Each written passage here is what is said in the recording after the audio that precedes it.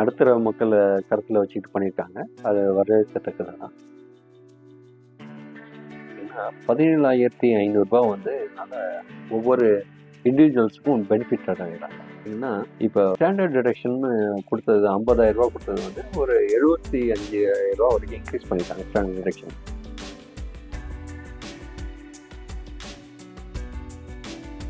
நடப்பு 2024-25 நிதியாண்டுக்கான முழு பட்ஜெட்டை நிதியமைச்சர் நிர்மலா சீதாராமன் ஜூலை 23ஆம் தேதி தாக்கல் செய்தார். இந்த பட்ஜெட் தாக்கலில் புதிய வருமான வரி விதிப்பில் சில மாற்றங்கள் செய்யப்பட்டுள்ளது. வணக்கம். இன்னைக்கு யூனியன் பட்ஜெட் வந்து 24 நம்ம நிதியமைச்சர் நிர்மலா சீதாராமன் அவர்கள் போட்டிருக்காங்க. ரொம்ப நடுத்தர மக்களை கருத்தில் வச்சுக்கிட்டு பண்ணியிருக்காங்க. அது வரவேற்கத்தக்கது தான். ஆனால் இன்னும் வந்து மக்கள் மத்தியில் நிறைய எல்லாம் எதிர்பார்ப்புகள் இருக்கும். இருந்தாலும் இப்போ இருக்க சூழ்நிலை, இந்திய சூழ்நிலைக்கு ஏற்ற மாதிரி, நிலைக்கு ஏற்ற மாதிரி பண்ணியிருக்காங்க.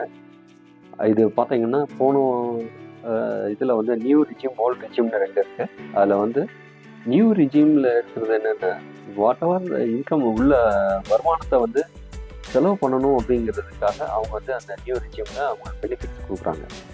அந்த ஓல்டு ரிஜிமில் இருக்கிறது பார்த்தீங்கன்னா எல்லாருமே சேவிங் ஆட்டிடியூடில், அதாவது அதில் சேமிப்பில் சேர்த்திங்க அப்படின்னா அந்த சேமிப்புக்கு உண்டான வரி வந்து குறைக்க டிடக்ஷன்ஸ் அலோவ் பண்ணாங்க. இந்த நியூ ரிஜிமில் எல்லாருமே ஸ்பெண்ட் பண்ணணும் அப்படிங்கிறதுக்காக அந்த இது பண்ணுறாங்க. இதில் பார்த்தீங்கன்னா இண்டிவிஜுவல்ஸ் நியூ ரிஜிம்னால பெனிஃபிட் அடையிறவங்க பார்த்தீங்கன்னா 17,500 வந்து இதனால் ஒவ்வொரு இண்டிவிஜுவல்ஸுக்கும் பெனிஃபிட் அடைகிறாங்க. இப்போ 3 லட்சம் வரைக்கும் டேக்ஸ் கிடையாது.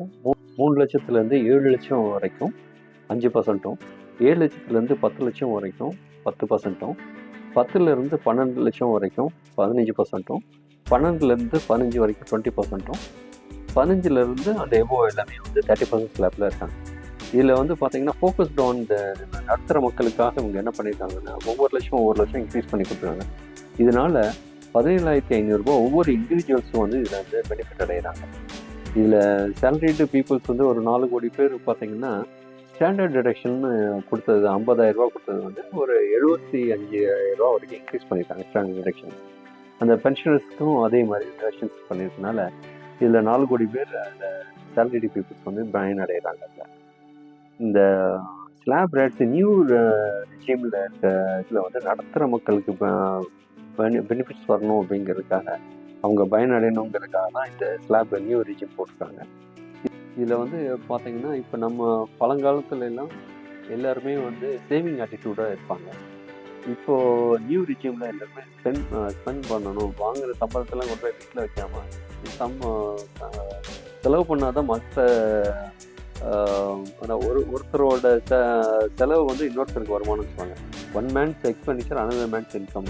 அது மாதிரி எல்லாருமே வந்து செலவு பண்ணால் தான் அடுத்தவங்களுக்கு ஒரு வருமானத்தை உருவாக்கணுங்கிறதுக்காக செய்கிறாங்க. அதுலேயும் வந்து கவர்மெண்ட் வந்து நம்மளோட தாத்தா பாட்டி சொல்லுவாங்கள்ல, என் பேரனுக்கு வேணும், பேத்திக்கு வேணும் அப்படின்னு சொல்லி சேர்த்து வச்சுருப்பாங்க. அதை வந்து இந்த கவர்மெண்ட்டே இஸ் டேக்கிங் பார்ட். ஏன்னா இப்போ இந்த தடவை வந்து 2,66,00,000 வந்து யங்ஸ்டர்ஸ்க்கு வந்து எம்ப்ளாய்மெண்ட் ஆப்பர்ச்சுனிட்டியும் ரூரல் டெவலப்மெண்ட் சைடு வந்து டெவலப்மெண்ட்ஸுக்காக அவங்க வந்து ஸ்பெண்ட் பண்ணுறாங்க. இது வந்து நம்ம தாத்தா பாட்டி நினைக்கிற மாதிரி அவங்க ஹோல் வந்து நம்ம இந்தியா மக்களுக்கெல்லாம் செய்யணும்னு நினைக்கிறாங்க. அதனால் இன்றைக்கி இருக்க இந்திய நிலைமையை கருத்தில் வச்சுக்கிட்டு இதை பெட்டராக வந்து இன் ஃபியூச்சரில் கொண்டு வரணுங்கிறதுக்காக அவங்க இந்த மாதிரி பண்ணியிருக்காங்க. இது வரவேற்கத்தக்கதான். தென் இந்த தடவை முக்கியமானது பார்த்திங்கன்னா தங்கத்தில் வந்து இம்போர்ட் பண்ணுறதுல வந்து டேக்ஸை வந்து குறைச்சிட்டாங்க. அதில் அந்த குறைக்கிறதுனால என்ன ஆகுதுன்னா, நம்ம வெளிநாட்டிலேருந்து வரக்கூடிய தங்கங்கள் வந்து இறக்குமதி ஆகும். முன்னாடிலாம் வந்து இறக்குமதி வந்து ரெஸ்ட்ரிக்ஷன் பண்ணிகிட்டு இருந்தாங்க. இப்போ இது வந்து நமக்கு எல்லாம் உள்ளே வரும். அதனால் நமக்கோட எக்கனாமி வந்து இன்னும் நமக்கு டெவலப்மெண்ட் ஆகிறதுக்கு இந்த பட்ஜெட் வந்து நல்ல பட்ஜெட்.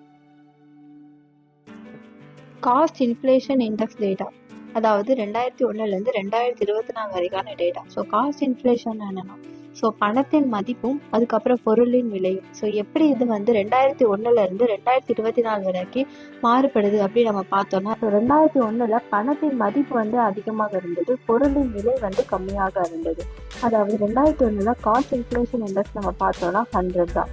ஆனால் போக போக போக ஆண்டுகள் ஆக ஆக பணத்தின் மதிப்பு வந்து குறைய குறைய பொருள்களின் விலையும் ஏறிக்கொண்டே இருந்தது. அதாவது 2024 363ஆக பொருட்களின் விலை வந்து அவ்வளவு உயர்ந்திருக்கிறது. அதே மாதிரி பணத்தின் வீக்கம் வந்து, அதாவது பணத்தின் மதிப்பு வந்து ரொம்பவே குறைந்து காணப்படுகிறது.